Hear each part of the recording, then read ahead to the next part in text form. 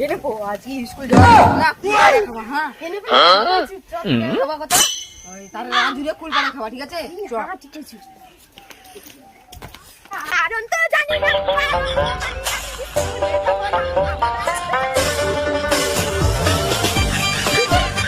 দুজনে আজ স্কুলেতে যাব না, টিং টিক টিক টিং টিক টিক।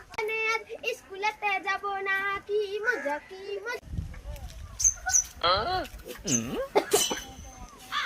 আমরা দুজনে আজ স্কুলেতে যাব না। কি বলছো না আজকে স্কুল যাবি?